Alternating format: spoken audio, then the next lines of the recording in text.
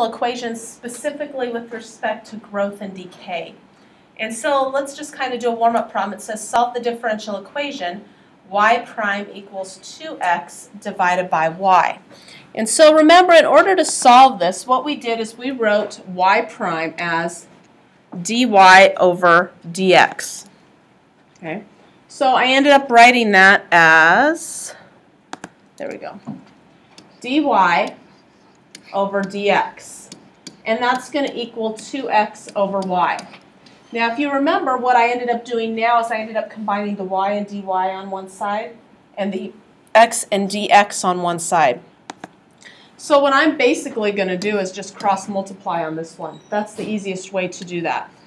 So I end up having y dy equals 2x dx. Okay, and how do I get rid of the dy and the dx?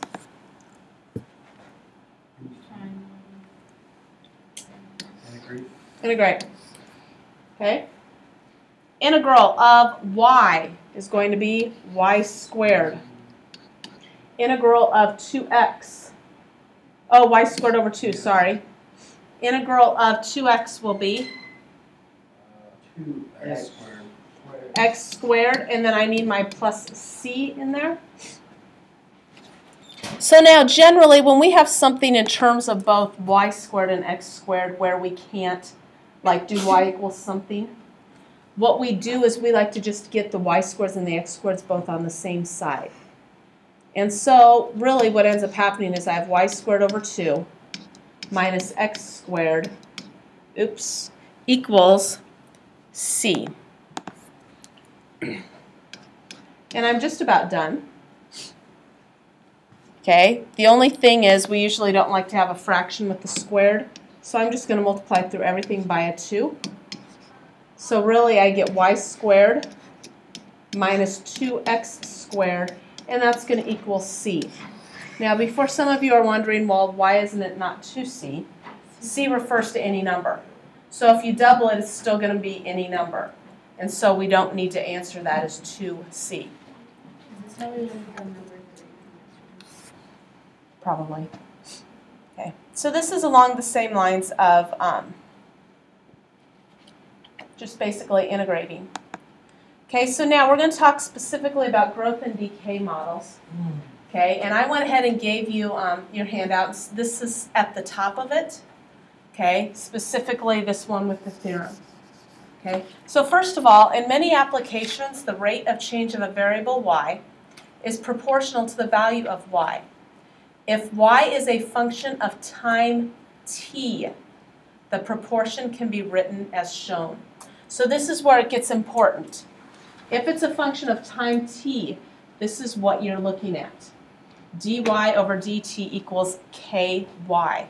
And so now the general solution of this differential equation is given in the following theorem. Remember, general solution is all the solutions together, and then we can find individual particular solutions. So first of all, it says if y is a differentiable function of t such that y is greater than 0 and y prime equals ky for some constant k, then y equals c e to the kt. C is the initial value of y, k is the proportionality constant, and then exponential growth occurs when k is greater than 0, and exponential decay occurs when k is less than 0. So what does that mean? It means when k is positive, you're going to have growth. When k is negative, you're going to have decay. Where does this look familiar? PE to the RT. It's exactly right. It's like when we did continuous compound interest, that's what it looks like. Okay? A lot of it's the same because P, remember, was our principal, our starting amount. That's what C is. It's the initial value.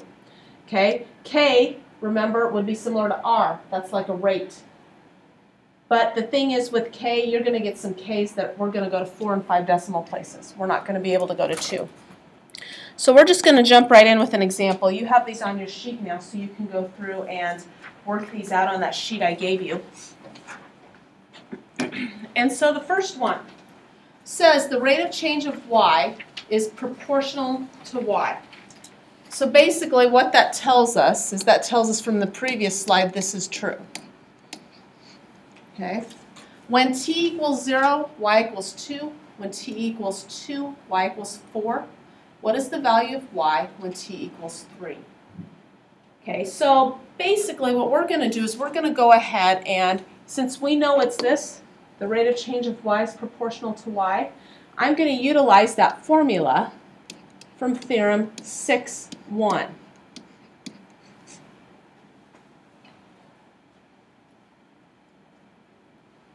Now, if I were to solve that differential equation, y prime equals ky, this is what I'm going to get. So that's kind of what they're telling you. They're saying you're going to get this anyway, so that's why we're going to go ahead and just tell you that this is where you start. So now what I'm going to do is I'm going to focus on some of the constraints they give me. This is the first one I'm going to focus on. You always want to use the t equals 0, 1 to start. Okay? If they don't give you t equals 0, we'll go through how you solve that one, and that one will be our third example. But t equals 0 is where you're going to start. So that's the one I'm going to plug in here. So 2 equals ce to the 0k.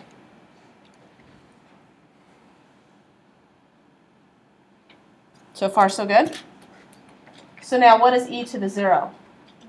1. So basically I know that c equals 2. That's why you want to start with the t equals 0, 1. So now my equation becomes y equals 2e to the kt.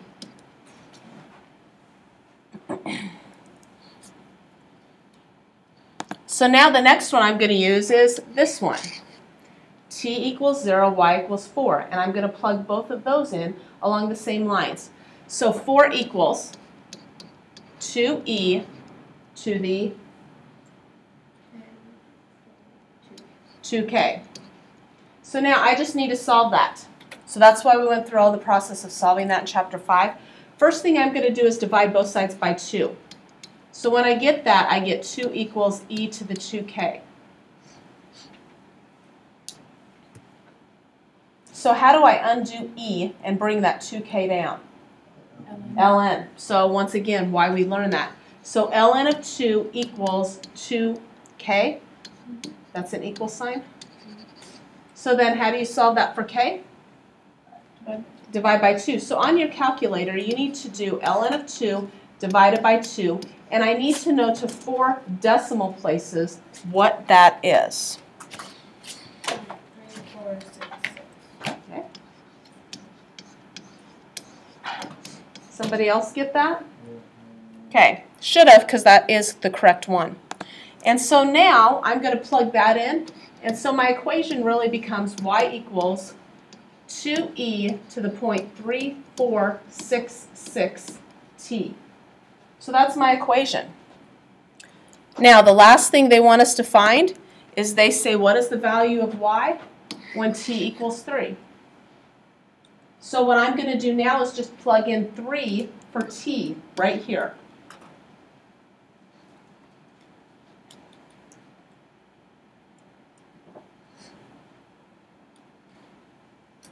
What does y come out to be?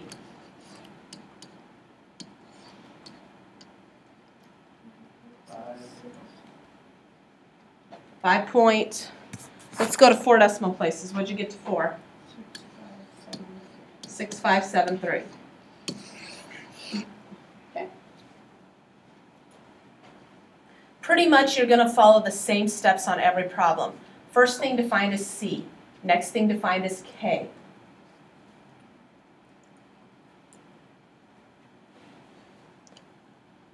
Now, are they all going to be spelled out like that and easy? Probably not, because you're going to see the next one.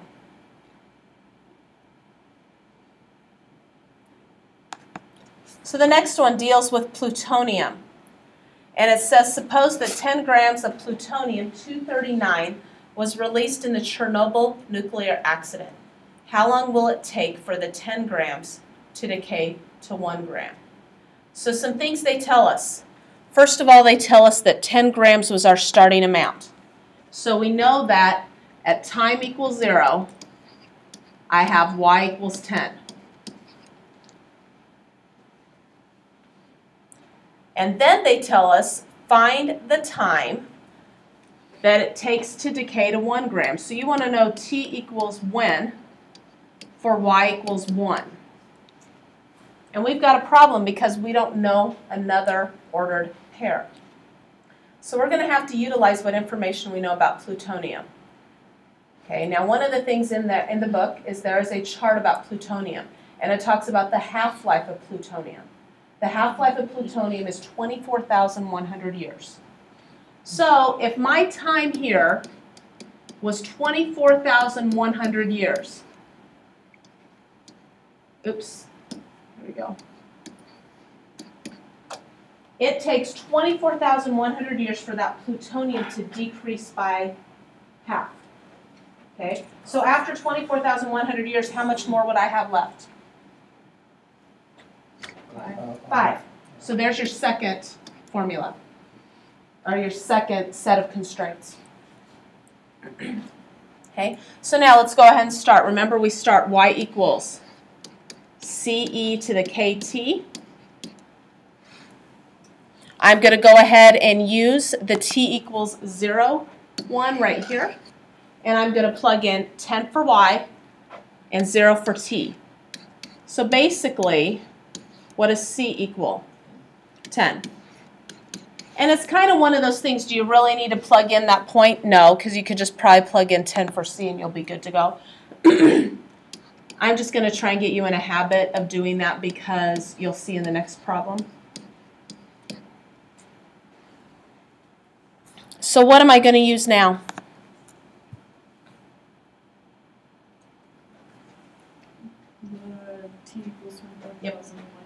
Yep, I'm going to use this one right here. And I'm going to tell you right now that we're going to get a long decimal.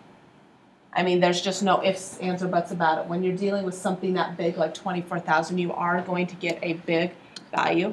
So I get 5 equals 10 e to the 24,100 k.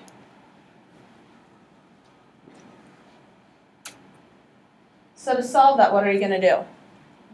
Divide by 10, so you get 0.5 equals e to the 24,100 k. Then I'm going to take the natural log of both sides. So you should end up getting natural log of 0.5 divided by 24,100, and that will equal k. Now, what value of k did you get? And you're probably going to have to go to about 6 decimal places.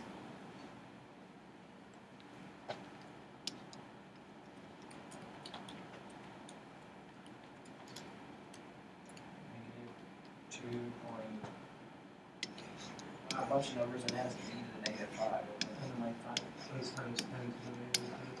Okay, now yours is actually giving you in scientific notation. It says times 10 to the -5th. So what you're going to have to do is move that decimal back 5 places. Yeah, sorry. So then now, that's just what I let k equal. You could probably round this to 0.00003. Or you could do like 2.9. I just chose to do that because that was just, yeah. So here's my equation. Y equals 10e to the -0.00002876 t. Now what do they want you to find? When y is 1. So this is a little different because we're going to actually have to solve this a little different. So I'm going to go ahead and plug in 1 for y.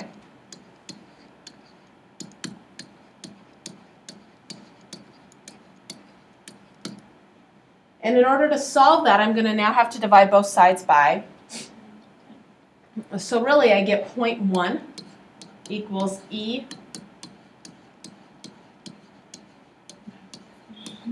Yeah. And then, so now what do I do to solve for t? ln. So basically, I've got ln of 0.1 divided by -0.00002876, and that will equal t. So how many years is it going to take?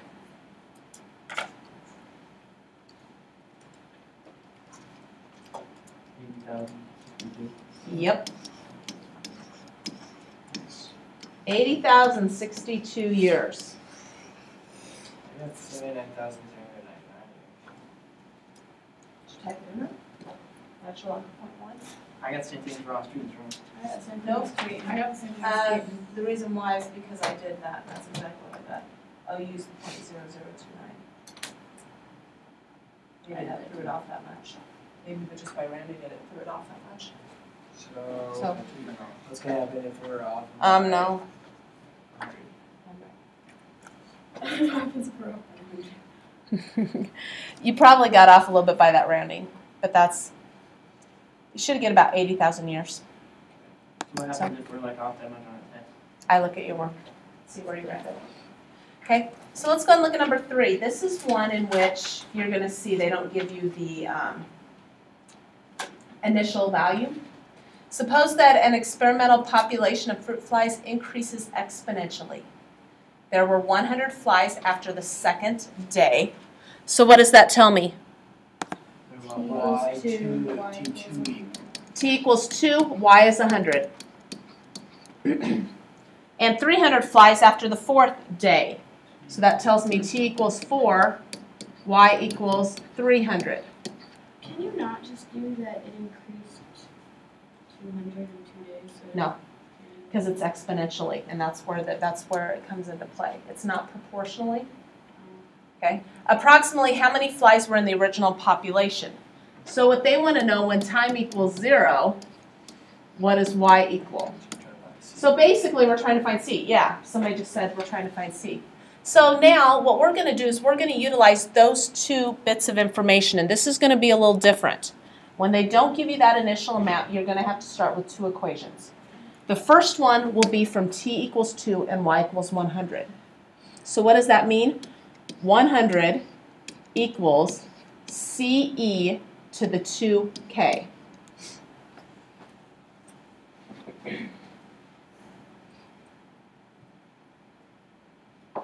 From the second one, what's my equation going to look like? 300.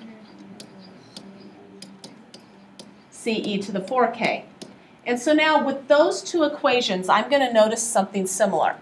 They each have what C equals. Okay? They each have a C in there. So what I'm going to do is I'm going to solve each of those for C, and then I'm going to substitute.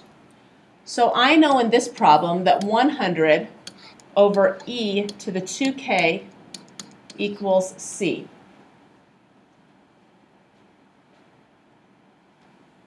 Did you get that?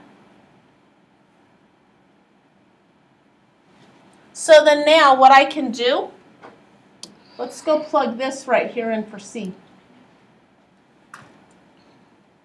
So I've got 300 equals 100 over e to the 2k times e to the 4k.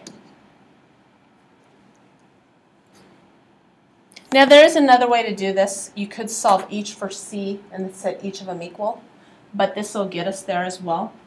So then now what ends up happening is I have e to the 4k on top, e to the 2k on bottom. What do you do with the exponents? Subtract them. So really, I will end up having e to what power? E to the 2k, because 4k minus 2k is 2k. So to solve this, I'm going to go ahead now and divide by 100. So I get 3 equals e to the 2k.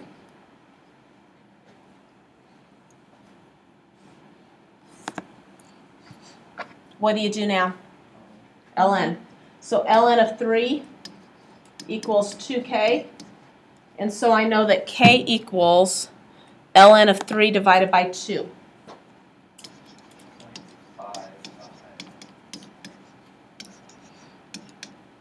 Isn't it 0.54 something? 5493. Okay, so that's the one I used, 5493. Okay. The reason why I always like to go to 4 decimal places throughout the problem is when you then round to 2 decimal places at the end, you are getting that ability to try and get a little more precise. So then now what I'm going to do with that 0.5493, I'm going to plug it in right here, and that'll give me what C is. So I take 100 divided by e to the 2 times 0.5493 power, and that will equal C.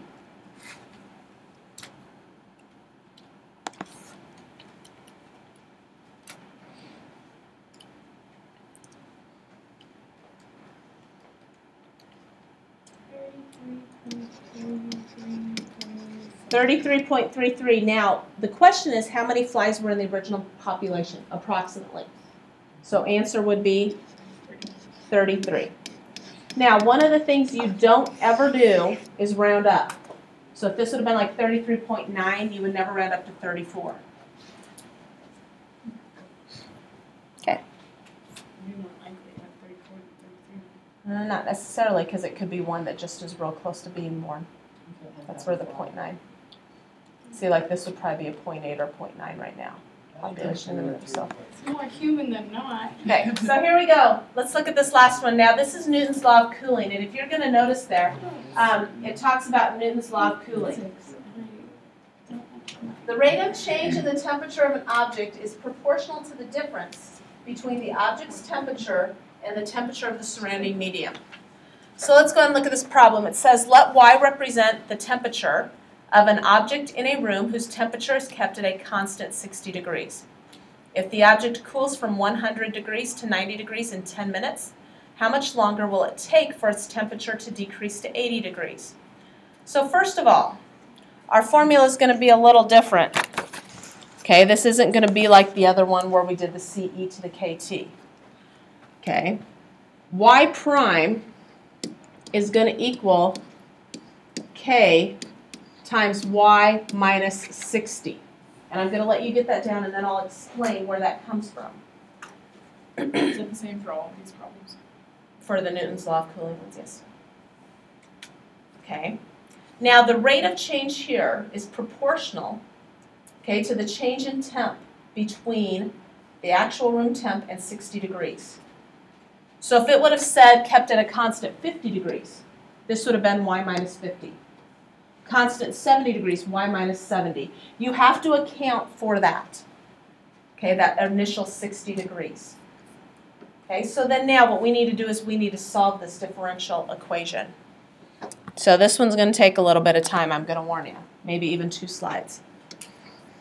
So I'm going to write this as dy dt equals k times y minus 60.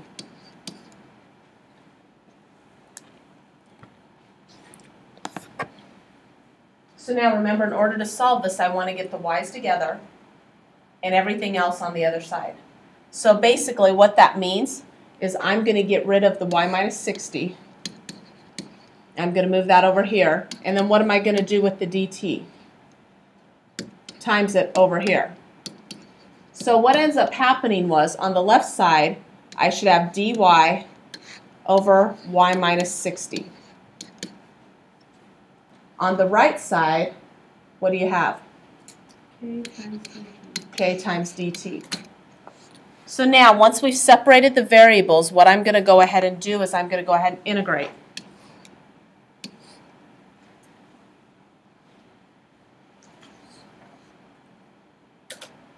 Okay. So when I integrate that, what will this integrate to be on the left side? 1 dx. Okay, this is a u, right, on the bottom? Du over u, what's that integrate to be? Ln du over u. Okay. K is a constant. It's just any number. So that would be like the integral of 2. The integral of 2 would be 2t. Okay. So then now how do you undo ln? E. So basically I end up having y minus 60, and I'll talk about the absolute values in a little bit, and then e to the kt plus c. And we'll talk about this in a little bit. I don't need absolute values because they say that it's already above the 60 degrees. So I don't need to worry about that because it will be a positive value. Okay? All right, a little bit about this. This really means e to the kt times e to the c. That's the laws of exponents that allow you to do that. Okay, e to the c is just any constant. So really, I can replace that with c, and then this should look very familiar to what you've seen before. C e to the kt. What's So we don't have to do all that integration every time. We'll be able to do just y minus the constant equals c e to b. Yeah, you probably can. Okay, what did you just do to get to the CE? Here's your e to the kt. Here's your c. I just moved it in front. So the only difference is that now we've got c e to the kt plus 60. So that's your formula. We just found the formula now? We just found the formula now. We got to do the work. I thought we were getting done. We're almost done. Okay, I'll tell you this much. Probably halfway. Okay, so now it says if the object cools from 100 degrees to 90 degrees in 10 minutes. So 100 degrees. So when time is 0, y is 100. What does the next one tell you? Time is 10. Yep, time is 10 Y is 90. So what I want you to do right now, okay, is I want you to go ahead and find for me what C is. Okay, so go ahead and plug in your t equals 0 and your y is 100 here. And I need you to find what C is for me. And I'm just going to pause the video, and when we get it done, we'll come back. Okay, so as a lot of you have already found, C is 40. So now in our equation, we have y equals 40e to the kt plus 60. So now what we need to do is plug in our second set of values. T equals 10, y equals 90. So I want you to go ahead and plug those in, and then I want you to find what k is to 4 decimal places, and then we'll come back. Okay, so I'm just checking around. When you plug that value in, you should get k to equal negative 0.0288. Okay. So finally, they just want to know how much longer will it take for the temperature to decrease to 80 degrees. Well, you have your formula. So 80 equals 40e to the negative 0.0288 t plus 60. So all we need to do now is solve that. So first thing to do is subtract your 60. So subtract 60 and you should get 20.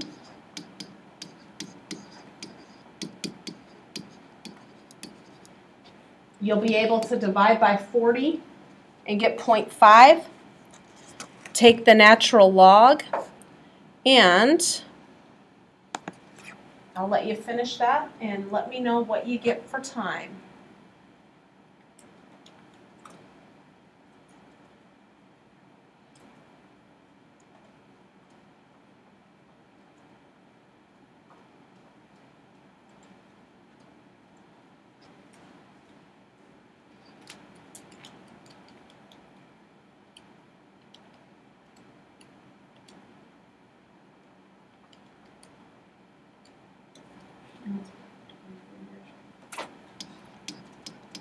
What'd you get?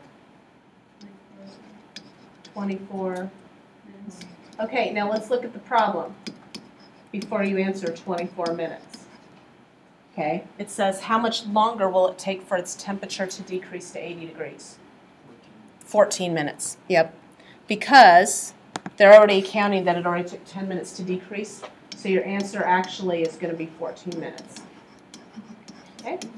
So that's one of those things that you need to take into account. Make sure you're answering the problem. Okay, so that's it for section 6.2. You have a few problems, and we'll probably be doing some group work from this section as well. You have pages 418 through 419, 1 through 5, 11 through 16, 21 through 24, 33, 34, 35, and 40